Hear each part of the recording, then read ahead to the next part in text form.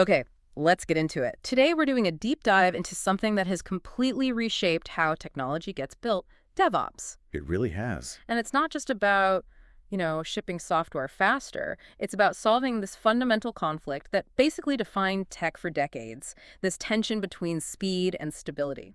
That tension is the whole story. I mean, think about it. You have your development teams, and their whole world is about constant, rapid change. They need to get new features out the door All the time. constantly. And then you have the operations teams, whose job is the exact opposite. They want rock-solid stability. They want quality. Don't break anything. Exactly. And DevOps is the answer. It's this shared culture, this process, the technology that lets an organization actually do both at the same time. And for anyone who's paying attention to the broader tech world, especially with AI, this is just, it's non-negotiable. We see MLOps, machine learning operations, and the definition is always DevOps plus data management. Always. You can't do one without the other. You can't manage these incredibly complex machine learning models at scale if you haven't mastered this idea of continuous delivery first. So that's our mission for this deep dive. We're going to unpack where this movement came from, look at the failures it was designed to fix. Yeah, the very painful failures. And then define it, map out the life cycle, and finally quantify the benefits. Because the numbers are, frankly, staggering. By the end, you'll get not just what DevOps is, but why it became absolutely mandatory. So to really get why DevOps was so necessary, we have to start with the old ways. And that means the waterfall model. Right. It seems almost, impossible today to imagine running a big tech project where you genuinely can't go back and revise things easily. It was incredibly linear. I mean, the name says it all. It was just like water flowing down a series of steps. You do requirement analysis, Yeah. and only when that was done. You move to design. Then implementation, then testing, and so on. It was simple, it was easy to manage on paper, and for really small, well-understood projects, it was fine. But the sources we looked at are pretty clear. The limitations were brutal. They were defined by rigidity. Yeah.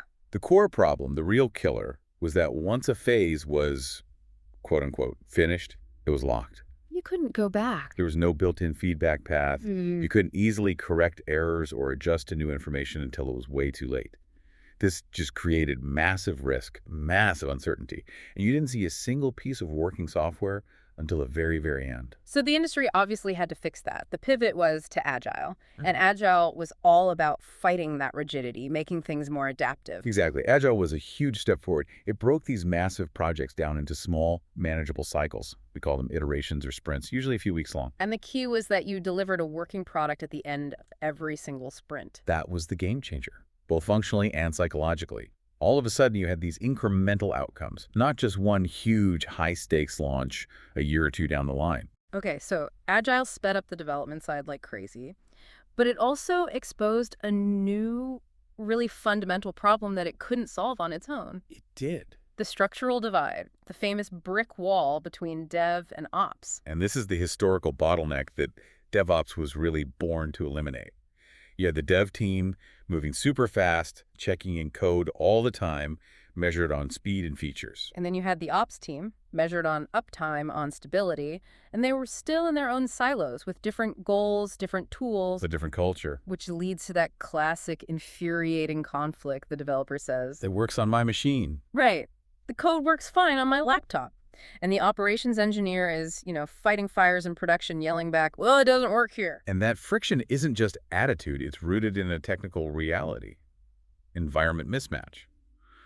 The setup on the developer's laptop was almost never identical to the production environment that ops managed. So they were literally throwing their code, their success, over a wall. And just hoping operations could catch it and stabilize it.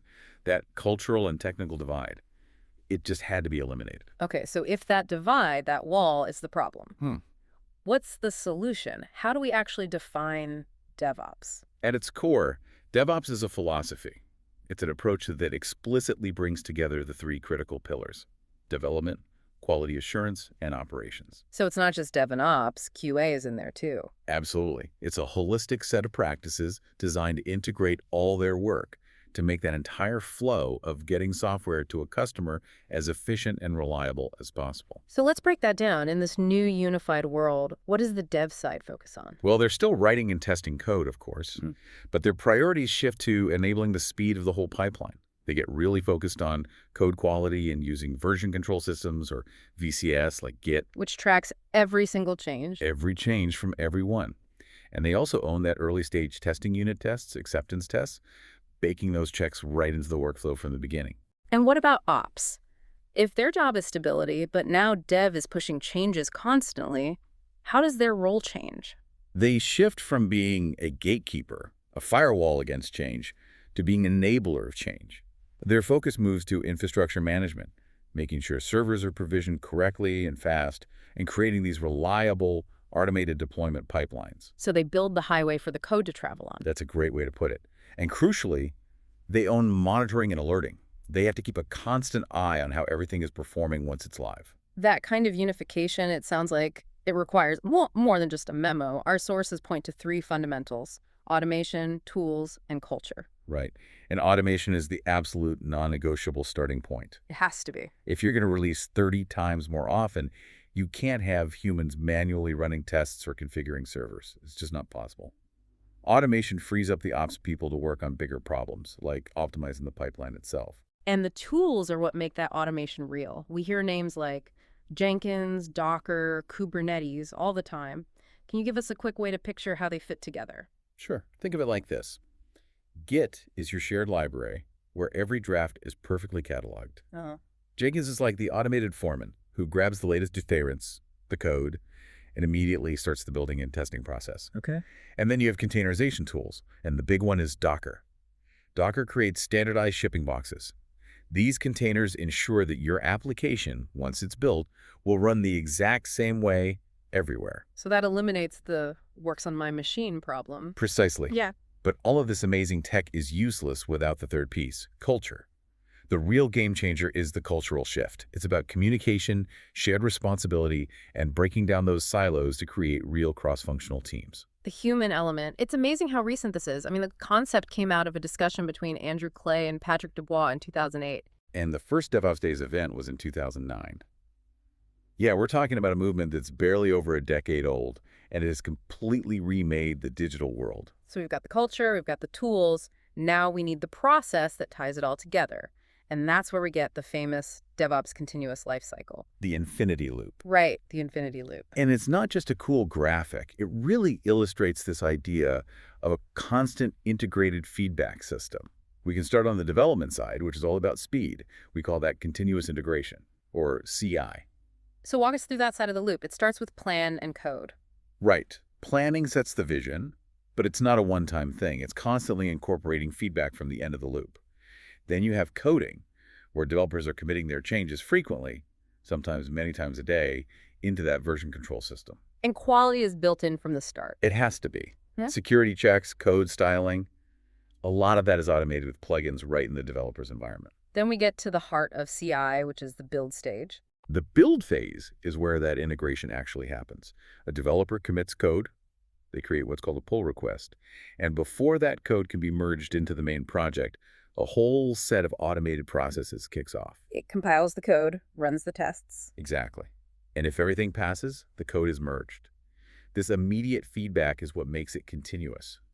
If you break the build, you know right away, not 3 weeks later, in some QA phase. And that flows right into test or continuous testing. It's not a separate phase at the end anymore. No, testing is pervasive. It happens all the time. We use automated tools to check everything from tiny little blocks of code, which are unit tests, all the way up to making sure major systems work together, which are integration tests. We even have performance tests that simulate thousands of users. So continuous testing is the quality guarantee that allows for that development speed. It's the safety net. You can move fast because you know the tests will catch problems before they ever get near a customer. Okay, so once a build is successfully tested, that artifact is ready for the operations side of the loop. Continuous delivery, or CD. It starts with release and deploy. The release phase just means that tested build is officially ready to go. And the deployment itself is highly automated. If the entire process, from a developer merging code all the way to it running in production, is automated with no manual intervention. That's continuous deployment. That's the gold standard, continuous deployment. And it relies heavily on two things we mentioned: configuration management and containerization. Why are they so critical right here at the deployment stage? Because they guarantee consistency. Containerization Docker gives you that portable box. Configuration management tools like Puppet, Chef, or Ansible, they're like automated system administrators. They make sure every single server is configured identically. No more environment mismatch. It eliminates it at scale. You get repeatable, reliable deployments every single time. And once it's deployed, we hit operate, and then the final crucial step, monitor. Operation is just the product running live, often with automated tools for scaling and load balancing. But monitoring, continuous monitoring, is what closes the loop. And it's more than just watching for crashes. Oh, way more. It's capturing performance metrics, gathering deep analytics on how customers are actually using the product, and detecting security threats with really advanced systems. So all that feedback, all that data from the monitoring phase, performance, errors, user behavior, that gets fed right back into the plan phase. And the loop begins again. It's a true infinity loop. It guarantees you're always improving and always adjusting based on real-world data. Okay, we've laid out the process. Now we have to talk about the payoff. Because the stats from high-performing organizations they're just mind-blowing. These aren't small gains. They completely redefine what speed and scale even mean. If you look at the throughput metrics, these high-performing orgs deploy code and changes 30 times more frequently than their peers. 30 times. And the deployment lead time, so the time from a dev checking in code to that code running in production, is 200 times faster. 200 times. That's not optimization. That's a different reality. It's an organizational transformation. But here's the most important part. That speed doesn't sacrifice quality. It actually improves it. That's the counterintuitive part that's so critical. Look at the reliability metrics. Their change success rate is 60 times higher. They introduce far fewer bugs. And if something does go wrong, their mean time to restore service is 168 times faster. Because the feedback loops are so tight, they can fix things almost instantly. Exactly. And when you move that fast and you fail that gracefully, the business impact is just massive. High performers are twice as likely to exceed their profitability goals.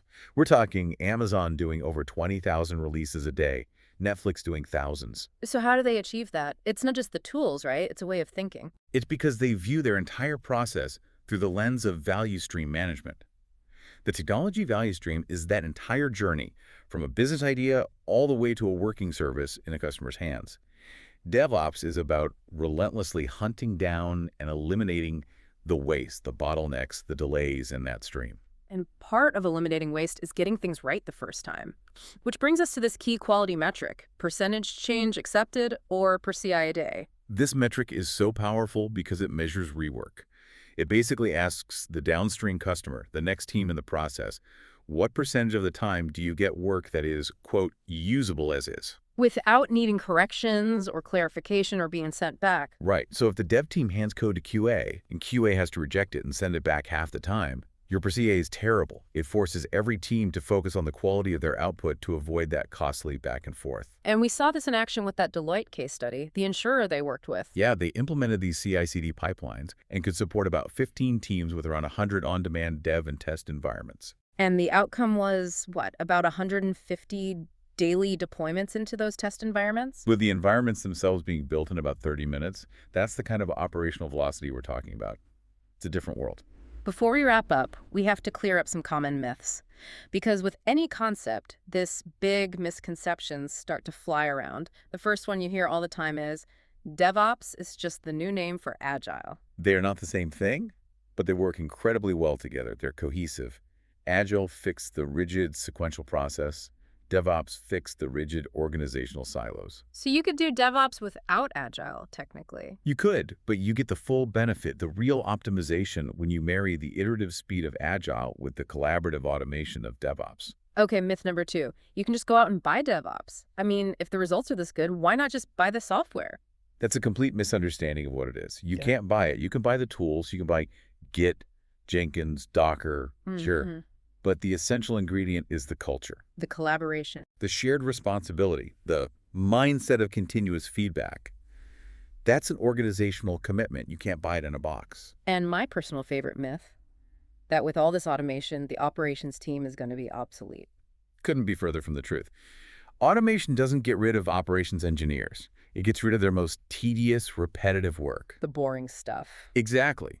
It lets them pivot to what they were actually hired to do. improve the whole process, enhance security, design more resilient systems, and increase the overall speed of delivery. They become process architects, not just firefighters. So to pull this all together for you, the listener, DevOps is really the essential modern method.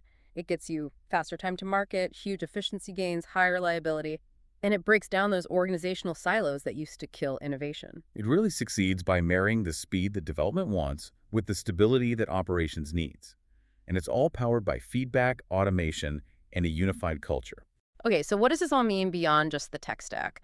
We've talked a lot about these incredible gains in deployment lead time and this focus on reducing rework with that usable as is metric, per CCA. Right. And those gains come from treating the whole process, from an idea to customer value, as one continuous measurable stream. So if you take those principles of value stream management, of hunting down waste and demanding that usable as is quality from every internal step, and you apply them not just to software, but to all knowledge work, to every single internal process in your organization, what blockages, what systemic reworks could you dissolve next? A very provocative thought to end on. Thank you for sharing your sources and walking us through this. Always a pleasure.